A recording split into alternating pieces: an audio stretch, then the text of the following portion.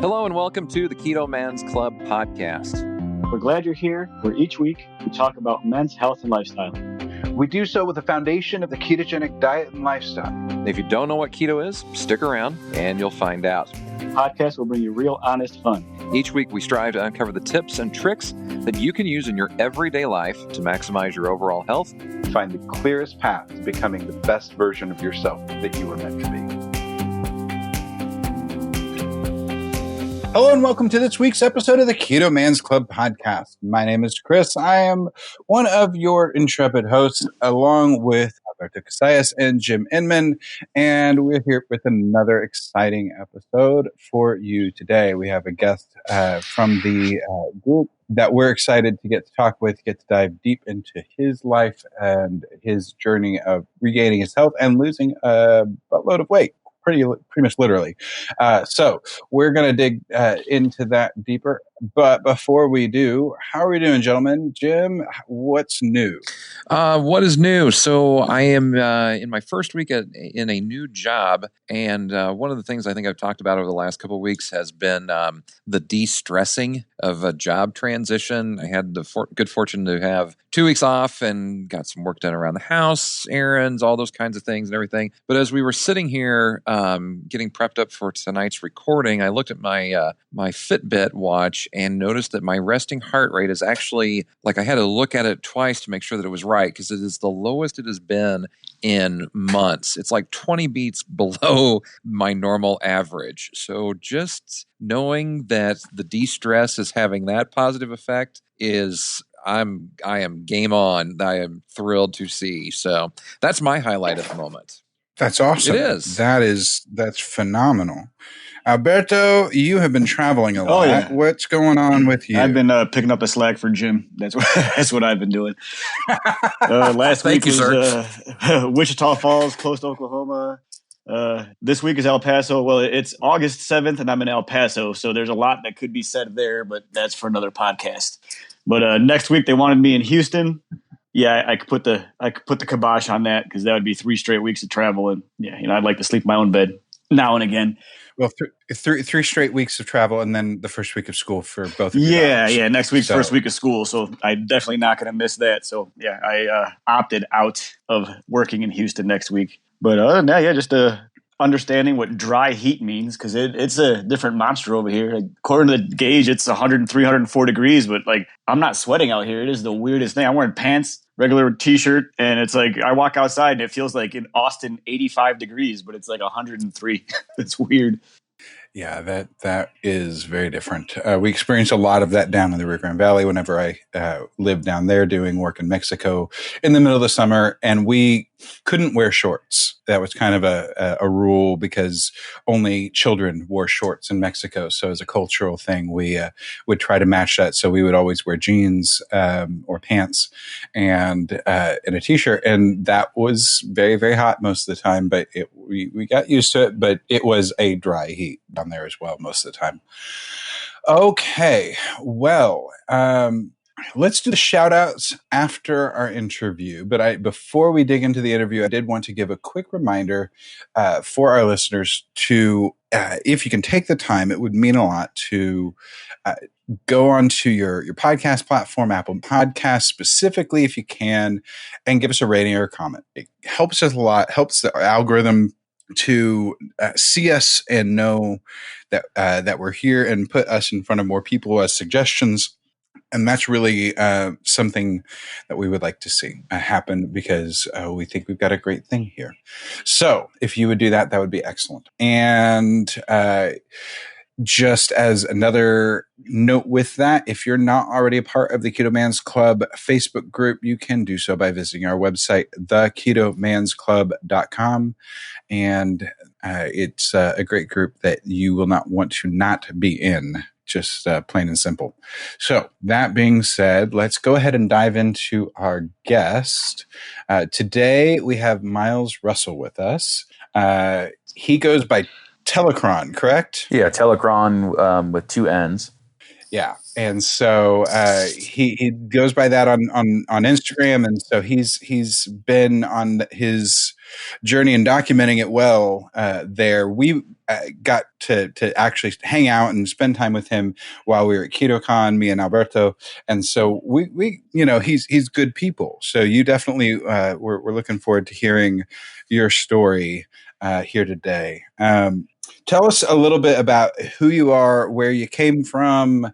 Give us a little bit of a Cliff Notes background on Miles, if you would. Well, I'm 33. I am currently an attorney for the state of Washington. I was actually born in Chicago, and then my family moved to Seattle when I was a kid, and I went to high school in Seattle. When I graduated, I moved back to Chicago to go to school, went to college there, and then I moved to LA for a couple of years, and then decided to go to law school, and went to school in St. Louis. And after I graduated, I moved back to Washington State, and I've been here since. I've been an attorney now for about 6 years. I think 6 years, like last month, exactly.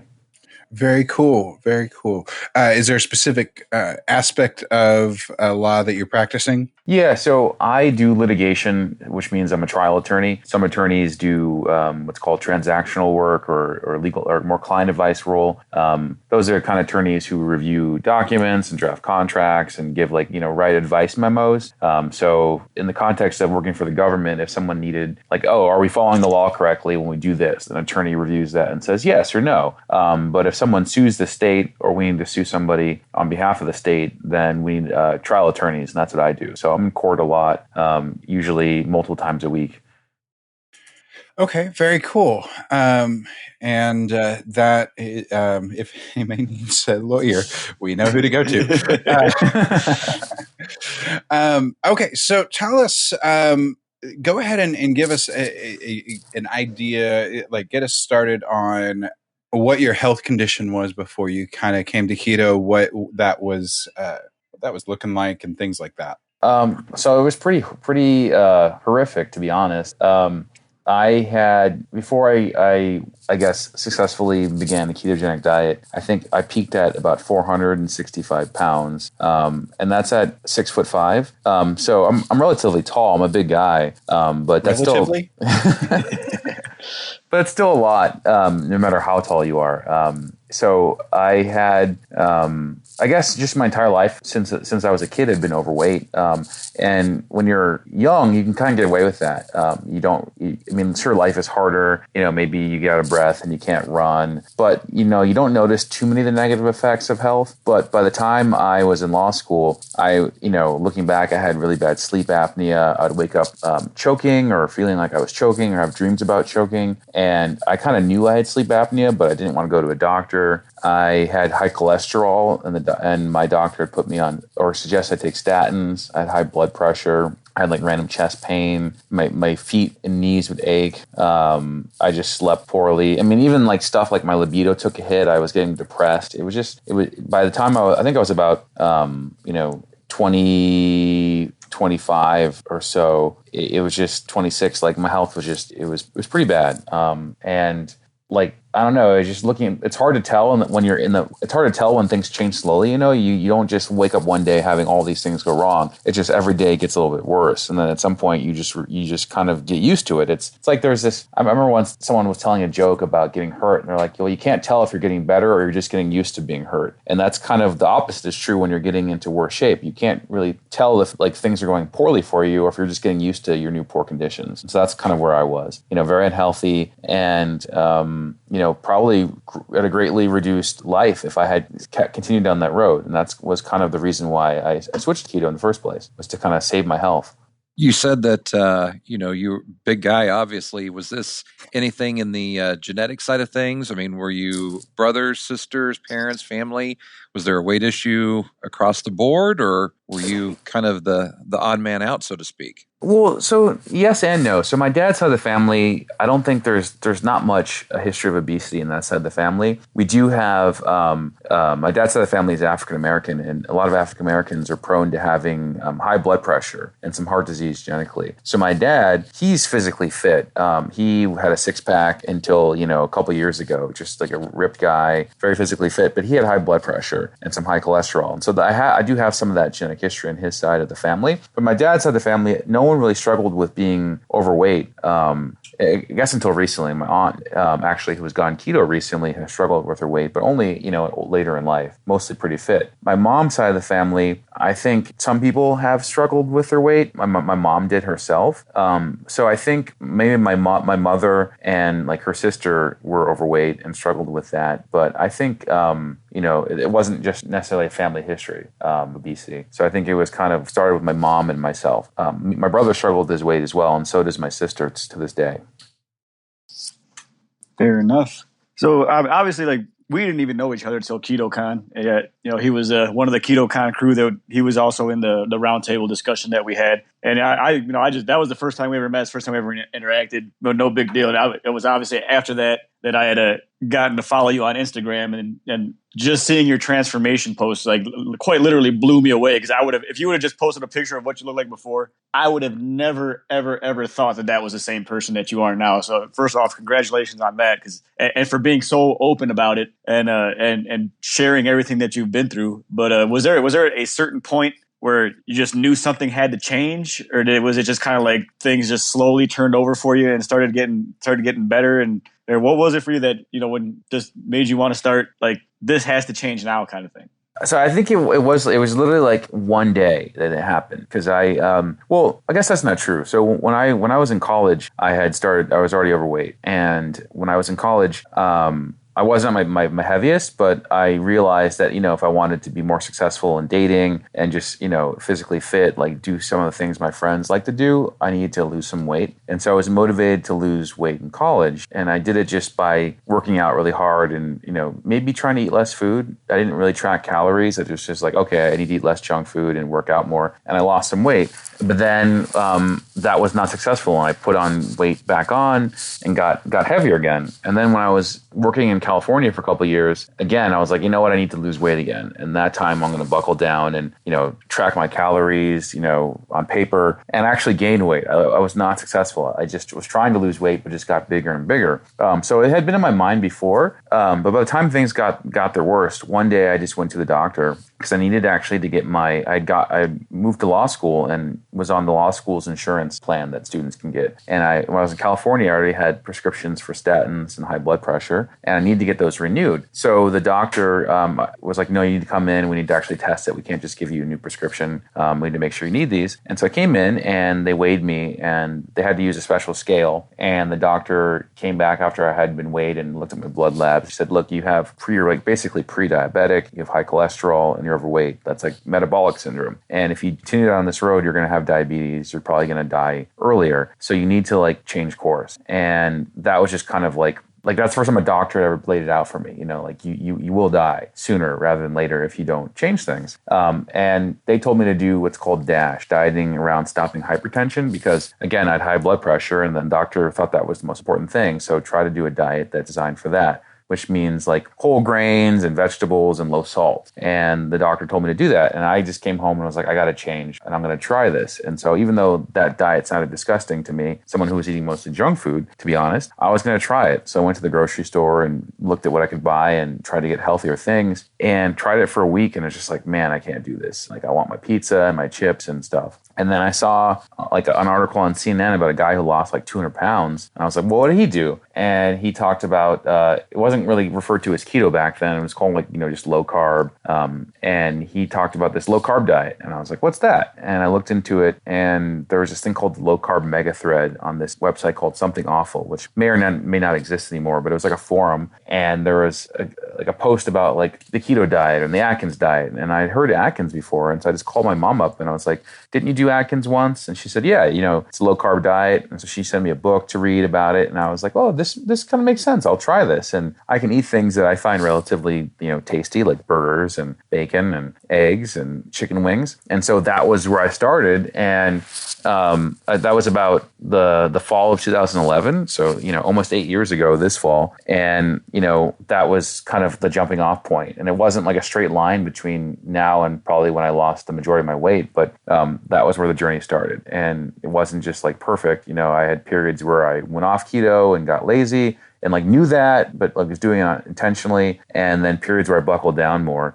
So I ended up losing. I started out at the heaviest at like 465, and I got down to 202 pounds a couple years ago, which was too skinny, and then bulked up to where I am today. And now I'm kind of doing a little cut to take some of the fat off from my bulk.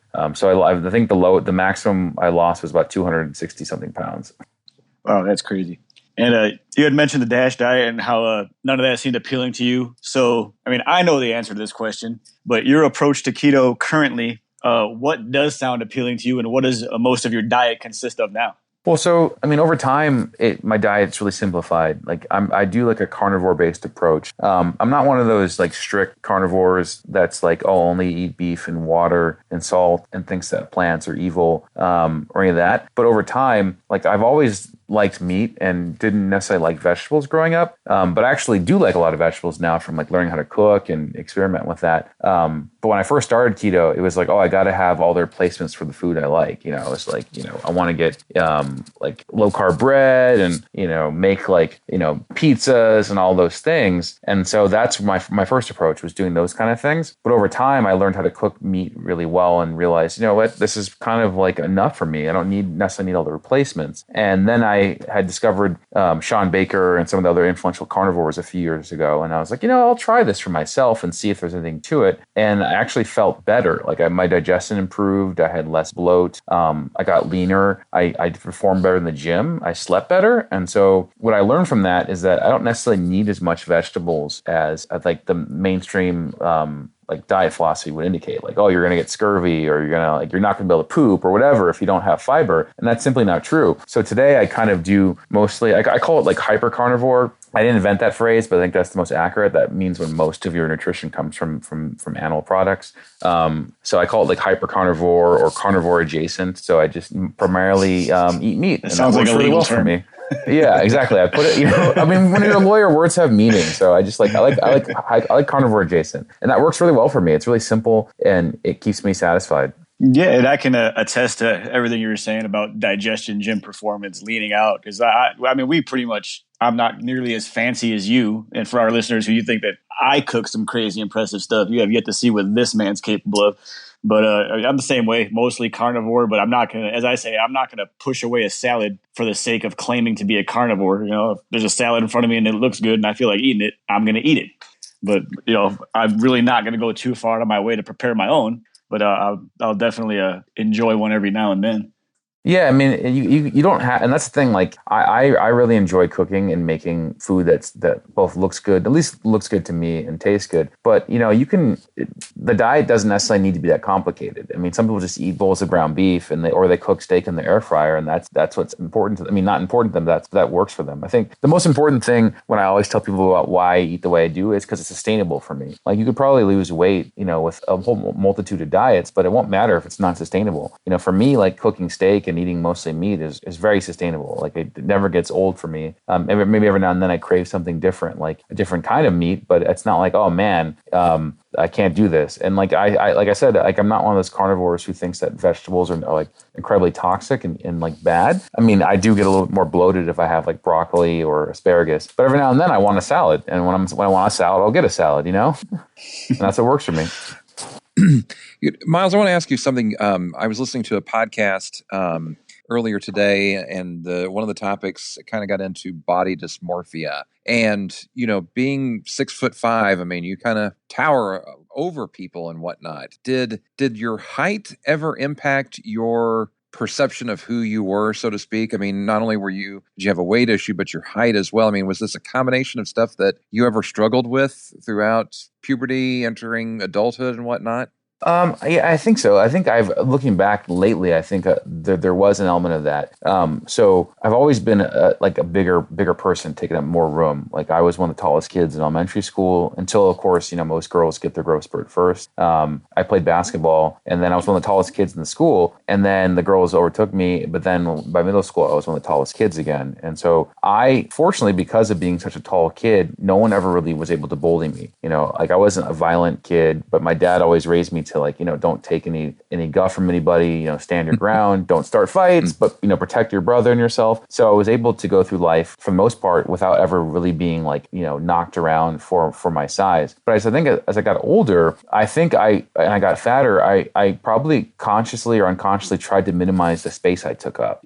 I would like suck my gut in. I would try to like take up less room. I didn't want to be like perceived as this big, like dumb lunk. I always used to hate it when someone called me big guy or referred to me as the big guy. And so I think I tried consciously like to shrink myself and not like own the fact that I was so tall. I think I still slouch a lot to this day because I'm used to like being in physically intimidating. In fact, it's come up before where someone told me, Miles, you kind of come off, you're a big guy, and that can be intimidating. It's a pro and a con, because it's a pro when you're an attorney, but it can be a con. You can be kind of intimidating physically or, and so I've always kind of in my head maybe tried to minimize that. I think once you're overweight and you're used to being obese, you're mentally, you just feel like you take up so much more space. Like I think there's been studies that have been done that like when you put up like, for example, like obstacles in a room, like just as simple as some chairs that are close together, someone who's formerly obese thinks they won't be able to fit through certain spaces because they're used to being a big person, or they don't think they're going to fit somewhere, they're going to get stuck. And even though it's been years since I've been that big, I still kind of have that subconsciousness. I'm not going to fit, or I'm going to crush somebody if I sit on them, or, so I think I that's definitely played out. And then at the same time, when I lost a bunch of weight, like I think I said earlier, I got down to about 202. Like when I was losing weight, I was like, oh man, I got to get to Wonderland, like have a weight that reads with a 1. But then I was discounting the fact that I'm a big person, and is a weight that starts the 1 healthy when you're 6'5" and relatively like, a robust person? Probably not, and so in your head, you just don't necessarily know what a healthy person looks like at a certain height. And you can't really, you want to compare yourself to those other people and their numbers without thinking about what's best for you and your body. And so that's kind of why I wanted to bulk back up a little bit, because like, a lot of my friends were, I think this is pretty common when you lose a bunch of weight. People are like, oh, you're getting too skinny. And I was like, no, I'm not. I'm still fat. And I actually was getting pretty skinny and then it was evident by how weak I was getting. And so I think I dealt with that part of body dysmorphia as well. So at one point in my life, feeling I was too big and trying to minimize that. At one point, failing to see how small I had gotten. It's funny that you talk about the space thing, because I'm still have a ways to go on my journey and whatnot, but I've definitely shrunk in size. But I have a preference when I go to my gym to get a end treadmill or rowing machine or whatever station kind of thing. So I feel like I'm not going to be shoulder to shoulder to people around me. At least I've got some breathing room on one side that I can scoot over a little bit. And it's not that I'm taking up 3 treadmills or anything, but simply that it's hard to ever get out of that. I think like, oh my gosh, I am the big guy. I have to stand. I always have to be in the back row for a photo. I always have to make sure that I accommodate for other people around, so I'm not blocking people or whatever the case may be. So it's interesting you bringing that, because that touches home a little bit here. Yeah, I've had a similar experience. My whole life, people have asked me to like sit at the back of like rooms, or take the seat in the back because I'm going to block people. So I can definitely relate to that. So, Miles, having lost a large amount of weight, getting beyond where you wanted to, and then bulking back up, you've had quite the journey. You've had ups and downs. What have you found most surprising about the process, either in people's reactions to you or just your self-discovery during that time? I think like one of the most surprising things that I've discovered is just getting used to like what you're capable of. I think when you're overweight for so long, you don't think you can do certain things, and like so much of this is a mental thing. And I think I've just discovered how much of what I thought I couldn't do or felt I couldn't do was all in my head, and that I've been really capable of doing a lot. Like I've gotten a lot stronger through weightlifting. I've become much better at hiking. And at one point in my life, I was like, oh, I can't run. I can't be the person who does these things because, I'm going to be out of shape or I'm going to embarrass myself. And I think a lot of it is just, proving that I can do something. When I started losing weight, I always heard people talk about how, no one can do it successfully and everyone fails. Most people who lose weight regain weight. And I would be lying if I said I still don't have that kind of fear in the back of my head. But I've proven to myself that I can lose weight and I have the tools to lose weight and keep it off. And so I think a lot of what but most surprising thing is just, what sort of confidence I've been able to instill in myself. But it didn't come overnight, but I think that's what I'm most grateful for discovering. Absolutely.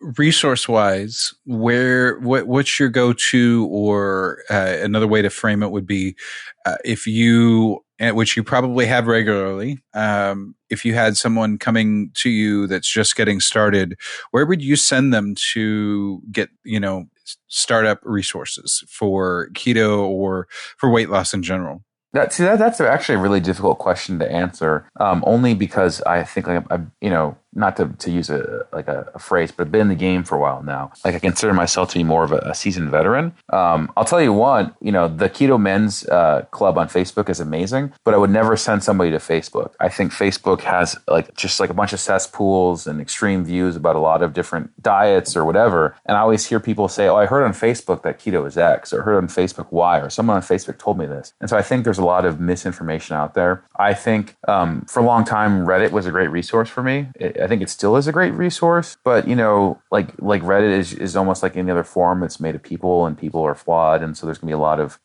maybe some misinformation. But I think Reddit still has a good FAQ and a good resource to go to. And that's still one of the sites I would always send someone to, if as long as they understand how to use Reddit, because some people are a little bit older and they may not get it, so to speak. But I think as long as if I thought that they could handle that format, that's where I'd send them to, because there's a lot of great information out there.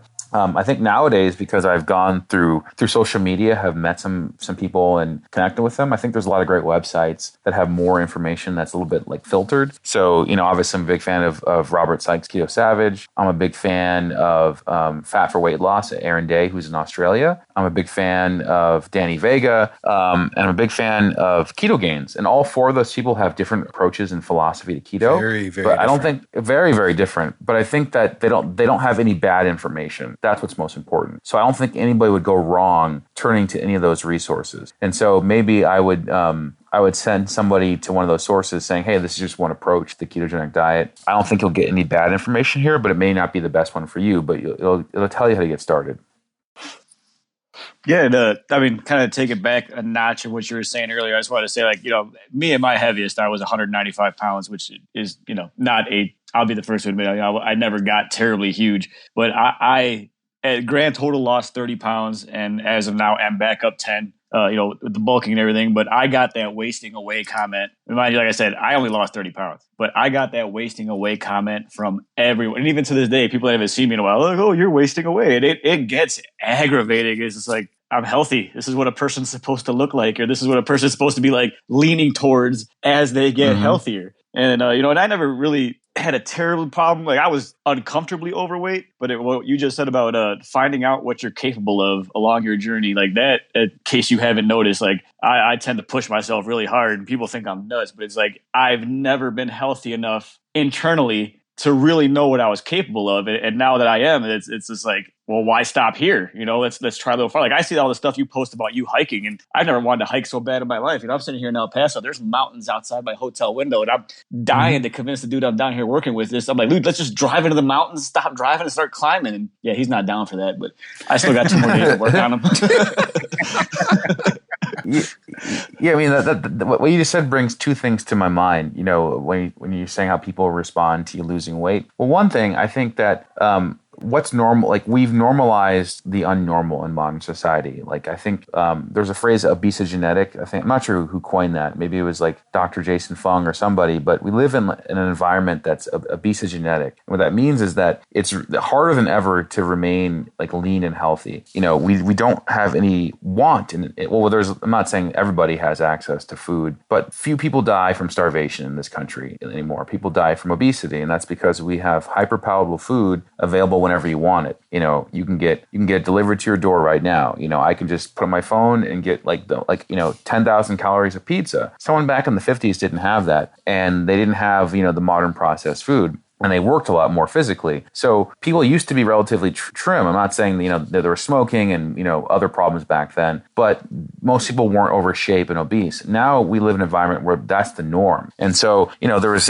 I'm not sure if it's a Goggins quote, but it was he was saying it's easy to kick ass today because everybody else is so poor. It's easy to dominate because everyone else is weak. And I know it sounds arrogant, but that's kind of true now, because if you as a middle-aged man are strong and ripped, you are the not normal person anymore. And when that used to be the norm, you are the outlier, And when you get into shape, that threatens people because it just calls in attention the fact that they're not in shape. And when most people aren't in shape, then you are threatening to most people, and that's just kind of how it shakes out now. But like you said that now you're in shape and you're capable of doing these things. I feel the same way. I've never been like this arrogant guy, but now that I can climb mountains, so to speak, like I feel really awesome about that. And so I want to get out there and do those things and see what my body's capable of while it can. I kind of regret not being in the shape when I was in my 20s because I'm never going to be in my 20s again. But now that I'm in my 30s, I want to make sure by the time I hit my 40s, I'm hitting them in stride. Well, I think that you're doing just that. And so that's really cool.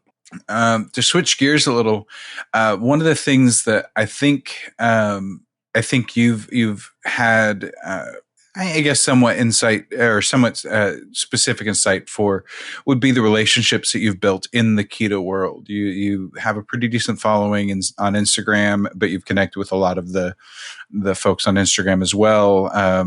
What has that aspect of things been like, and what role has virtual and in real life keto or just diet related friends played in your journey? Well, so for a long time, I kind of didn't really engage in social media. I just was on Reddit. I've never been like a sharing type person. Like I've had Facebook since before most people had Facebook because I was one of the first college groups allowed to use it back when it was like kind of an elite thing. And so I've been in social media in that context, but I've never been like a big sharer. And I kind of did keto on my own and didn't know anybody personally doing it for like the majority of years. And then I like Instagram first just for like posting photos of like travel and stuff. But then I just realized, I can connect with people who are trying to lose weight or eat a certain way through it as well. And that allowed me to like kind of find a tribe, I guess, from afar, if that makes sense. I think it's important to have support or people who are doing the same things as you so you can feel like you belong somewhere. And if your friends and family can't provide that, then, if you find it online, that can be a great resource. And for me, what's social media can be a problem for a lot of people, but, someone I really like, Matt Vincent, says that it's like fire. You can burn yourself or you burn your house to the ground with it, or you can use that fire to like forge steel. And I think for me, I use social media to the latter. Like it allows me to like be inspired by people, connect with people, and then more recently share my story. I want to shout out to, Mike Gormy Goes Keto. He's like, you need to share your story. It's like you told me, you just said earlier, like you didn't know I lost all that weight. I think a lot of people are shocked when they find out that I lost weight. And it's because I never really talk about it. There's been multiple times at KetoCon or since then when someone says, wow, you lost weight. I could never tell unless you told me that. And so I've been trying to get better at sharing my story and connecting with people because, people say that I can inspire people, just like I've been inspired. And so lately I've used social media more to connect with people and make like real friendship, which has been really powerful and really rewarding for me. I think that's important. You have to have your tribe. And I think that the Keto Man's Club has become that for a lot of our members. I know that our little group that we have on Instagram, we still have the chat going from KetoCon that the few of us that were there. We still keep going back and forth every now and again, having some very good conversation. We know that we can be real there. And I think that's the whole iron sharpens iron thing. Yeah, it's important to find that space. Like, I don't want to use the phrase safe space, but a space where, people have a similar understanding of what you're going through or what you're working on, and that's an important thing. Like, your neighbor or your coworker or your boss may not care about, your carb cravings or your gym or whatever. But so it's nice to have somewhere where you can go and talk to somebody about that who knows, or someone who's going to, conversely say, hey, you're not being reasonable about this and check you on your BS, so to speak. Mm-hmm. Tell me about what this has done for your outlook for your future. Because when you were talking earlier, you had this weight and all these other things, and it almost sounded like you resigned yourself to it a little bit until you heard from that doctor and, time to make that change. So what are things that are on the horizon for you that you didn't expect for yourself 10 years ago even? I think physically just doing more challenging things. Like at the end of this summer, I'm going to do a really challenging hike, one of the harder hikes here in Washington State. Here in Washington, we have the Cascade Mountains and the Olympic Mountains. The Olympic Mountains are out on the peninsula of Washington State, and then the Cascade Mountains kind of run just like down, like not necessarily the middle of the state, but kind of the middle of the state. They kind of divide Washington State, eastern and western Washington. The North Cascades have some of the best hiking in the country. And one of my friends is an avid hiker, and he has been training this season for a really serious hike. And then, I said I want to be involved and do this hike as well. And so that's kind of like one of my milestones. It's gonna be a really challenging hike, probably one of the hardest ones you can do in the North Cascades. And like if you asked me like a couple of years ago, would I be able to do that? I'd be like, no, you're crazy. But like I know that I'm capable of doing these kind of hikes now. I've proven to myself, and so in the future, I want to get better at that. I mean, someday I want to climb Mount Rainier, which involves serious like alpine skills, like an ice axe and all that kind of stuff. And in order to get there, I have to get a few more serious hikes under my belt. So like at some point, I want to keep going and see what I'm capable of when it comes to hiking and mountaineering. So physically, that's what I want to do. I'm past the point where I want to be like the strongest guy in the world. Like weightlifting is still important to me, and I want to get stronger. But what I want to be capable. That's like my goal, and keeping being capable the rest of my life, if that makes sense. Like one of my influences is Matt Vincent, and like he has one of his mottos is always party. And he's explained that kind of means like, you're always down for whatever comes up in life. Like you're capable of handling life. And that means you're capable of being able to let loose a little bit because you're in good shape. You're not entitled to have a beer and pizza and Oreos every day. But when you're in good enough shape, if like your best friend comes into town and you haven't seen in a couple of years and he's like, hey, do you want to drink a beer with me? Like you can have a beer or whatever of the equivalent, like have a milkshake with this guy because you're in good shape and you can handle that. But it also means like when your best friend comes in town and says, hey, let's go hiking, you're going to be like, yeah, let's go hiking. Not like, oh man, I'm not sure I can do it, but you're in good enough shape to go hiking. And that's kind of where I want to be the rest of my life. I don't want to be the strongest or fastest guy, but I want to be the guy who's always capable for whatever comes up.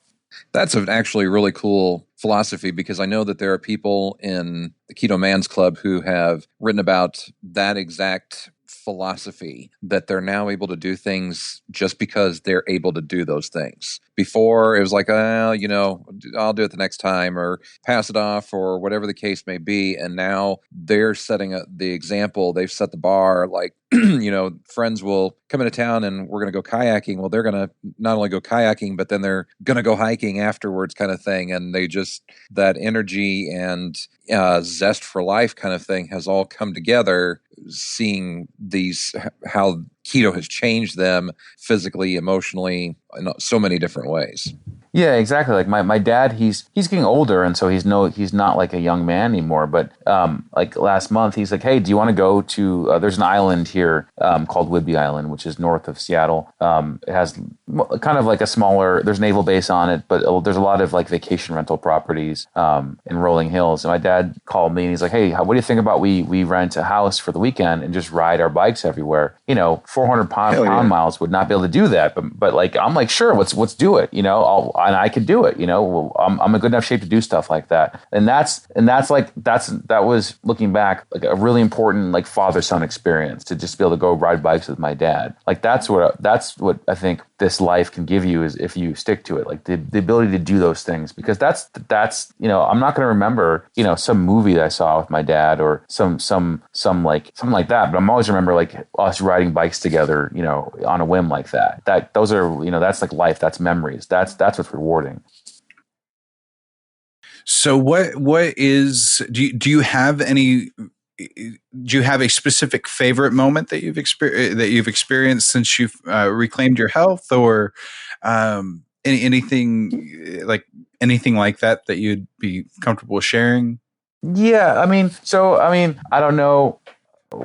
I can think of a few, and I don't want to get too crass, but so for me, like I would be lying if part of being in good shape was motivated by vanity. So I was out of shape for high school and college, right? And I got a girlfriend, and I've always done, I guess, okay, regardless of my size in terms of like dating and those kind of things. But in college, I felt like, oh man, I'm not as competitive in the dating market, so to speak. I don't, not to put it into like market terms, but like, when you're fat, you're just not as attractive. That shocks some people when they feel like, every now and then I hear women will say, "Oh, I lost a bunch of weight," and now men are like hitting on me, and it makes me feel so bad that they didn't like me when I was fat. And I'm like, well, that's how the world works. When you're the better shape you're in, you're just more attractive. And so I felt like there were some girls I just couldn't get when I was in high school or college because of my weight. And, so when I got into much better shape, I attracted a lot more female attention, and that really went to my head a lot, I would say, if I'm, just to be honest, like it was like, oh yeah, I'm a good looking guy now. People find me attractive, I can be like, I consider myself to be a handsome guy. Like that was actually, a really important moment for me just for vanity's sake. Conversely, that was important to me just professionally because you take, when you're fat, people don't think you're smart. They don't think you're as intelligent or as capable. And now that I'm in shape, I can come into a meeting and say, this is my legal advice and feel like I'm being taken more seriously, because I look like I'm a capable person. And that comes from like that notion that like, if you do something poorly, like why would you do anything else really well? If you can't take care of yourself, like why can I trust you to be competent in other aspects of your life? So I think like just being physically looking like a physically capable person it's been a benefit for my like dating life, for my professional life. I think outside of those things, just like being able to do, I ran a half marathon, not like a time one, but just ran a half marathon once, just like to prove I could do it, like train myself up to run 13 miles. I've done some serious hiking. I've done, bike rides for more than 100 miles. I've been able to deadlift, 500 pounds. Like there's physical things like that have really spoken to me. So it's hard to pin on one thing, but just like having a life where I can do things that I want to do. I think that's the big takeaway. And that's like, date the people that I want to date, be persuasive professionally, and then be capable physically. Like those are the rewards that I found. That's awesome. So like, I have a fairly technical job. I got a lot of things going on. Sometimes I'm in the middle of working, painting cars, and there's chemistry and temperature, humidity, air pressures, all kinds of stuff involved. And I like ever since I've been doing this for a while, but ever since like keto and fat adaptation, like there's times where I'm working with a group of people and like I know I am mentally outperforming them and like thinking through things at almost twice the speed that they're thinking through them. And I'm just working on cars. I mean, have you found that it's given you kind of an advantage? Because I would say your career choice is probably a little more crucial than matching a color on somebody's Mazda. Yeah, and that's actually something I've noticed a little bit more recently. It's hard because I've been keto for such a long time, but when a lot of people go keto, they think they talk about like mental fog clearing up, having more alertness, and that happened to me while I was in school. And it was amazing because like I was in law school and I went from being kind of sluggish and tired to being more alert. And that I remember that benefit very fondly, and like writing it down in a journal, just like, oh yeah, I feel more alert and just focused. And I think lately I've been experimenting with more of like a higher fat to protein ratio. And I've noticed more, even on top of that, a little bit more mental clarity and focus. And that's really helpful for working. It allows you to make better decisions, I think. I'm not saying it's like magic, like I've increased my IQ or something dramatic like that. But it's almost like a mental clarity. Like your clarity just gets turned up. Like the fog just disappears just a little bit more. Yeah, exactly. And that's actually something that's actually, I think some people have said it can almost be a con when you go pure carnivore, because like you feel like more alert and then it's harder to sleep, so you can get too much of that clarity, honestly. But yeah, I mean, I've noticed it as a benefit. It allows me just to be like, I need to be able to respond and not react. So like something like someone will call me at work and be like, Miles, this happened. Oh my God. And I need to respond to that, not react to that, if that makes sense. And so I feel like I'm more calm and able to like manage my emotional response to things, because you don't want somebody who's going to emote. You want someone who's going to think and process. Yeah, that's a very, very good point. And I recently, I just came off of it because I was pretty much sick of it. But I went on a 4-week cut where like my whole goal was to keep my fat below my protein for the first time. And I was almost 2-to-1 where protein to fat, where I was almost eating twice as much protein as fat. And I mean, and going to what you were saying, not that I felt bad, like I felt fine, but I just didn't feel as good as I normally do when my fat is up there. So I think that my own little experiment, there's definitely something to that. Yeah, this is my first time playing around with a higher fat to protein ratio because previously it was higher protein. And like, yeah, I feel good with higher protein, but I think now that I've done higher fat, I definitely feel a little bit better mentally. And there's a trade-off. There's not one, like, you can't eat one way for all of your goals, right? If you're going to get stronger, you're trying to cut, you're trying to focus on mental health. Yeah, there's not one diet that's going to fit all of those perfectly. You're going to have to manipulate it for your goals. Absolutely. So you talked about the experimenting and what did you call it? Carnivore adjacent, I think earlier in the podcast. Yeah, carnivore adjacent. How do you track your numbers? And the reason I ask this is because, again, this podcast I heard earlier today, they were talking about the different ways of tracking macros and such. So what is your method that has worked for you in tracking your numbers? Yeah, so I have a long history doing that. When I first started, I didn't track anything. I just was like, mentally, I'm going to not eat carbs. And I probably still ate a lot more carbs because of like eyeballing it or, estimating. And I was able to go from 465 to about 300 pounds, never tracking. And then the weight loss stalled when I got to about 300 pounds. And then I was like, well, I guess I need to look at calories. And, calories in, calories out is a big, long running debate in the fitness community. But I found that it applies to me in the sense that if I eat too much food, I'm going to get bigger. In fact, I depend on that. When I'm bulking, I need to eat more calories. And when I'm cutting, I need to eat less. But when I hit that wall at about 300 pounds, I downloaded MyFitnessPal, the app, and then went from there. Recently, I switched to, I guess, a more customizable app. Like I use Chronometer or My Macros Plus because those apps allow you to set custom targets without paying a bunch of money. Like MyFitnessPal costs like $50 if you want to do that, and those apps cost a couple bucks. But what I do now is I use those apps to make sure I'm hitting a certain ratio of protein to fat, as well as my overall calories, because I still think calories matter. But I found that when you have a certain ratio, that has a much better impact on your hormones, which then control how hungry you are and probably your body's metabolic rate. So I'm a big believer in the phrase, like, what gets measured gets managed. And I think that it can be very important for you if you want, or I like to say, like, if you want extreme results, you need to use extreme measures. I don't mean like, extreme, like this is like super hardcore, but like if you really want to get dialed in low body fat, you're going to have to like track what you're eating rather than eyeballing it. And if you just want to be like, if you're just a guy who wants to lose, 30 or 40 pounds and get in decent shape, you may not need to track. But if you're trying to really dial it in and get really, really lean, you're probably gonna have to pay a lot more attention to it.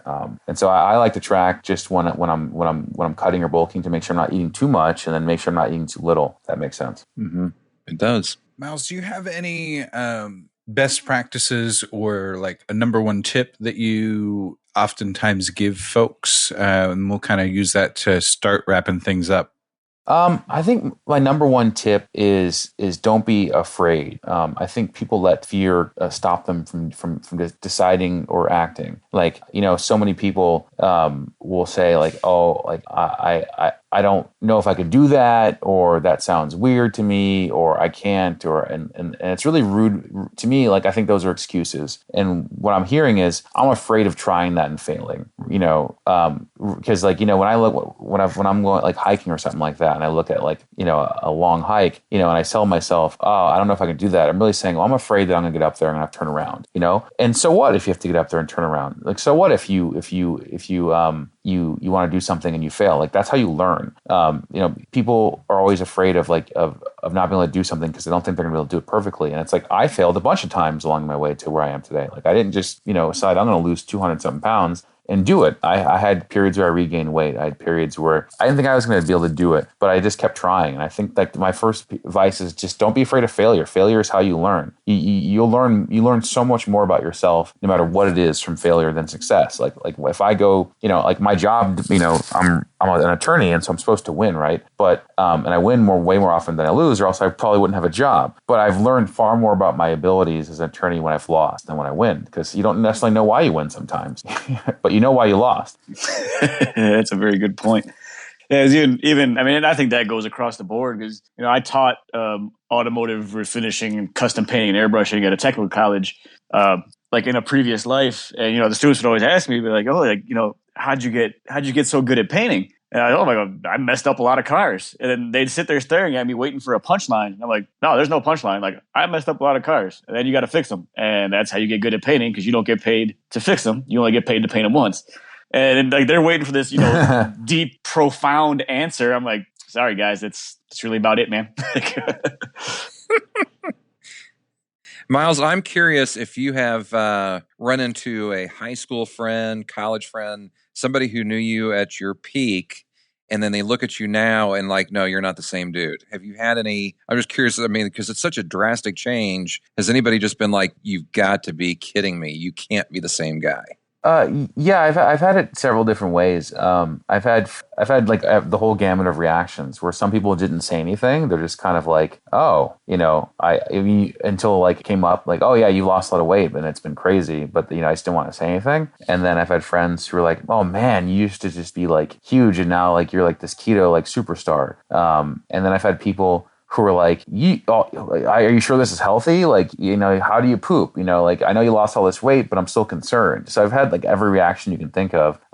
There's definitely been people who like, I think I've been friends with who've been like incredibly supportive. They're just like, I'm just so glad that you've turned your life around and your health around. And some friends who are still kind of skeptical because they're like I can't do that, because they don't want to do a low carb diet. And I'm always very clear, like how I eat is not a judgment on how you eat. What works for me may not work for you. I'm not an evangelist telling you what to do. So because I don't want to be that like that diet Nazi who's like, oh, you got to go carnivore, and just shouting from the rooftops. But I'm happy to explain what works well for me, and so I've had like every possible reaction you can think of. So what would you say, and you can't say steak because everybody says steak.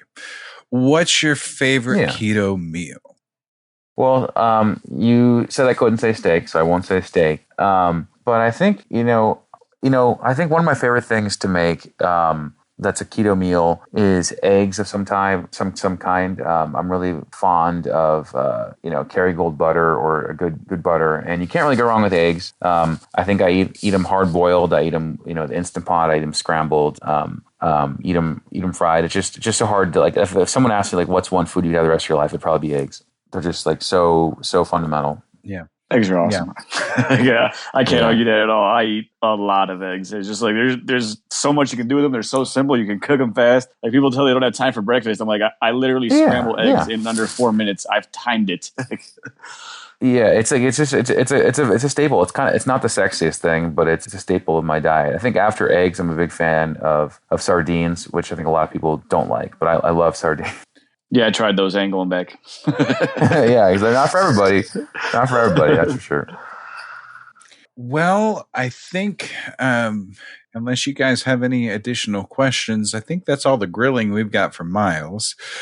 It's been great to get to dig into your story and get to hear some pearls of wisdom that you have learned along the way. So thank you for sharing. We have some shout outs of the week, though. So, Jim, do you want to go first? Sure. So a couple nights back, playing around on Facebook, and kind of what Miles was saying earlier about how you use social media as a tool and whatnot. And Facebook has its craziness. Nobody will deny that. But they've offered to groups a new feature that as you let members in, you can periodically post a welcome new members. And we had about 40 some that had joined in the last week, 10 days, something like that. So I tried this feature, clicked on it. It tagged all of our new members in there, added a quick little graphic I did and a few words and whatnot, and asked them to introduce themselves. And the thread really took off very, very quickly. Some were guys who had fallen off the keto bandwagon, had been in the group prior and had rejoined because there's something new coming up in their life and wanted to get restarted. Others were brand new to the group and had been on this journey for a while. Some are brand new to it, but they've dialed in. They've already seen success in just a couple of weeks' time. So just a general shout out to the new members of the Keto Man's Club. We usually get about 100 or so a month, which I think is a pretty nice gain. I mean, that just shows, the interest in everything. But the immediate camaraderie, immediate connections, people sharing, some of the struggles that they have, and somebody chiming in and like, I've done that, I've had that, and here's what I did, and away it goes. That's phenomenal. So that's my shout out for the week, is to the new feature from Facebook, welcoming all the new members. Absolutely. Another new feature that's really cool, that we're just testing out, seeing if it works well for us. And if nothing else, I think it's going to be a great tool for connecting people. I think they've got it programmatic to where they are trying to make it so that you use a certain formula to become a mentor or a mentee, but is kind of a platform for you to say, hey, I'm looking for some help in this area, and be able to connect with those that can give it. And so quite a few guys have jumped in there and kind of said, hey, I'm willing to be a resource for X, Y, and Z. And I think that's really cool. So we'll see how that goes as we move forward. But I think it's a good thing regardless to have resources, and Facebook sounds like they're trying to help with that. Alberto, how about you? What's your shout out? Remember Zach W., who's been posting some pretty crazy body weight exercise stuff that he's been doing. He also wears Vibrams when he works out, so I'm a big fan of that. And the guy's doing some crazy stuff in the gym, and I got to respect that. So I just wanted to give him a little bit of spotlight. Yeah. What was it that you took a screenshot of him doing handstands or push-ups vertically against the wall? Is that right? Yeah, and then kind of walking them down to almost a push-up, and then walking it back to upside-down push-up. Yeah, that's crazy. Well, my shout-out goes to Kevin D. He posted his story a few days ago about he and his son, and basically his why. And apparently there's something akin to a pinky swear in Japanese culture that friends will do. And his son kind of called him out and said, "Why can't you lose weight?" And he's like, "It hurt, but it's not because the words that it was the truth." And so he and his son made this pinky promise with each other that he was going to lose weight. And so he says, the promise has been made, and I'm a man of my word. Day one, 375 pounds. That's his why. And he's going to get there. I have no doubt he's going to get where he needs to be in his health. He's going to get there because his why, that's a really big why. And I think that's when I hear and see people making a transformation, and I think we have to renew these things for ourselves every now and again, myself very much included. We don't lose a bunch of weight because we just kind of wanted to. We lose a bunch of weight because we get to the point where we say, okay, enough's enough. I have a reason why I'm going to get there. And every single one of our guests, Miles included, had their why. They got to the point where they wanted, at least in Miles' case, he wanted to be able to do whatever, whenever, whether that was climb a mountain or go have a drink. He wants to be able to do it. And if you're fat, sick, and nearly dead, to borrow a term from a totally not keto movie or documentary, it's really hard to do that. So our whys are important. Well, any other business to take care of, gents? I just got one last question for our guest here. Who was the star of the show at Lollapalooza?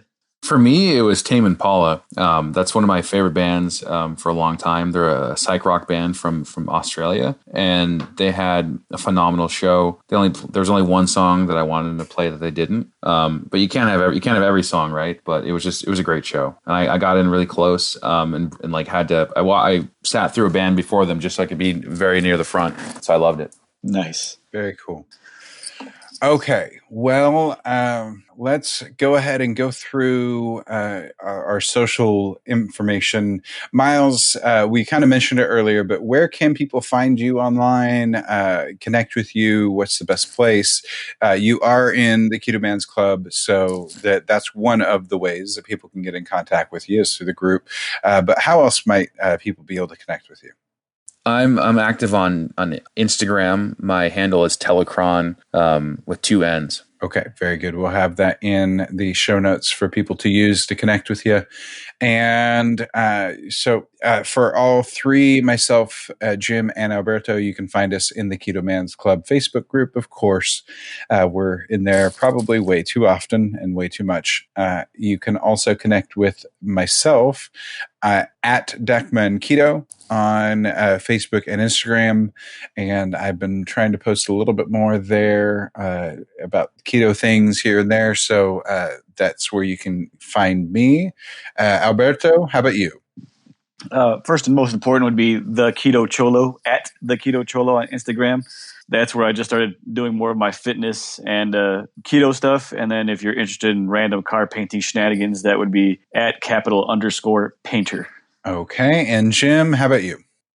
I am all in one. My name is on Instagram is Jim Inman JR. So you can find me there. But as Chris mentioned a moment ago, the Keto Man's Club on Facebook is probably the best place. Just come and join us, and we'll guide you as best we can. Very good. You can connect with our Instagram for the podcast at Keto Man's Club Podcast. And again, you can use our website to get to the Facebook group at theketomansclub.com. And if you have a comment, question, an inquiry regarding maybe wanting to be on the show, any of that type of stuff, you can email that to us, ketomansclubpodcast@gmail.com. So you've got a couple different ways to connect with us. All of that is in the show notes, so feel free to use that to connect with us. Any final words, gentlemen? Okay. No, sir. Well, okay, sounds good. Miles, once again, thank you for coming and sharing your story with us. It was a pleasure. That's it for this week. Until next week, make sure to eat meat, lift heavy, sleep, and repeat. We'll see you next week.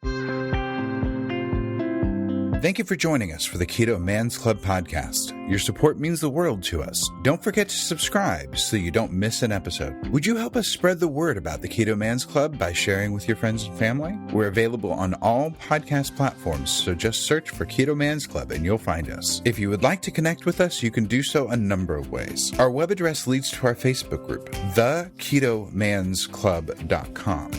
That's TheKetoMansClub.com. You can also follow us on Instagram at Keto Man's Club Podcast. Lastly, if you have any comments or questions, feel free to reach out via email to ketomansclubpodcast@gmail.com. Thank you again for joining us today, and we look forward to hanging out with you again next week.